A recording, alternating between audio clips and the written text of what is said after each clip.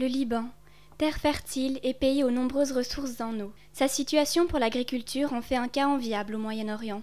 Mais le secteur agricole reste un domaine très peu réglementé. Au Liban, aucune loi n'existe quant à la traçabilité des aliments. Résultat, pas d'indication ni sur leur provenance ni sur leur qualité. En 2009, un scandale révèle des taux anormalement élevés de pesticides dans la production de fruits et légumes. Une sonnette d'alarme pour les consommateurs. Face à cette absence de contrôle, le marché organique trouve sa place. L'agriculture biologique est le seul type d'agriculture qui a une législation. Il y a des choses obligatoires et des choses interdites. Le problème au Liban, c'est la confusion entre les produits biologiques et locaux ou baladi. Baladi ne veut pas dire bio. Les agriculteurs traditionnels peuvent utiliser des produits chimiques ou pas, mais pour dire qu'un produit est bio, il doit répondre à certaines normes et être contrôlé. C'est le cas des produits biomasse, premier producteur et distributeur bio libanais. Donc au Liban, par exemple, je vais vous montrer ici dans les packaging qu'on a. Vous avez déjà 2 logos qui se trouvent sur chaque boîte de notre production.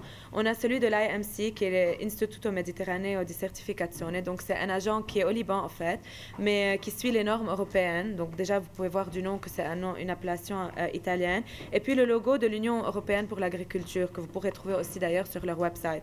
Donc il est très commun de voir sur des produits qu'il est dit qu'ils sont organiques, mais si vous n'avez pas au moins un logo pour certifier ça, il ne l'est pas, tout simplement. En fait, on a souvent des personnes qui viennent pour contrôler que tout est encore, on est sur la bonne voie et que les fermiers avec lesquels on travaille aussi sont en train de suivre les mêmes normes que nous on suit.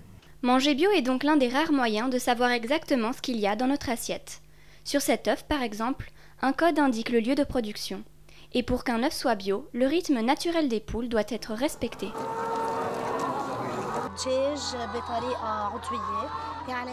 Pour l'élevage de poules bio, on donne du grain organique, ce qui n'existe pas au Liban et qu'on doit donc importer. Pour ce qui est de la lumière, si on compare l'élevage normal et l'élevage biologique, nous sommes obligés ici de laisser les poules dormir 8 heures par jour dans un noir complet. On n'utilise donc pas de lumière artificielle comme dans la production industrielle où les poules sont maintenues réveillées pour augmenter leur productivité. Pour l'instant, aucune formation n'existe au Liban. Pourtant, l'agriculture biologique requiert des connaissances techniques bien précises. Un produit, par exemple, ne peut être cultivé 2 fois de suite sur la même parcelle de terre. Un système de rotation est nécessaire pour éviter la prolifération d'insectes ou de maladies spécifiques à une certaine variété, comme dans cette serre où les tomates vont bientôt laisser la place à des salades.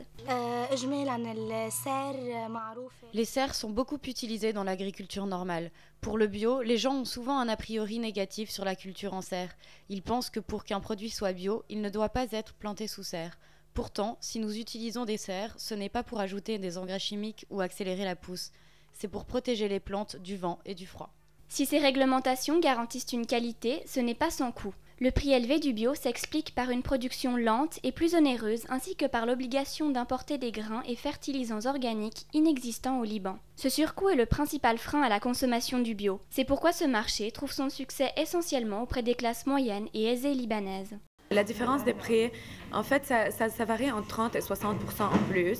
Et il y a plusieurs raisons derrière ça, en fait. C'est parce que, vous savez, en général, par exemple, pour produire, nous, dans le bio, on est obligé de donner le temps de croissance naturelle pour les plantes ou pour tout ce qu'on est en train de produire. Si le domaine agricole ne figure qu'au dernier rang des secteurs économiques du pays, le marché du bio a pourtant du potentiel. La surface réduite du pays ne lui permet pas de rivaliser avec l'agriculture intensive de la Turquie, par exemple. Pour être compétitive, les micro-exploitations libanaises doivent se concentrer sur la qualité.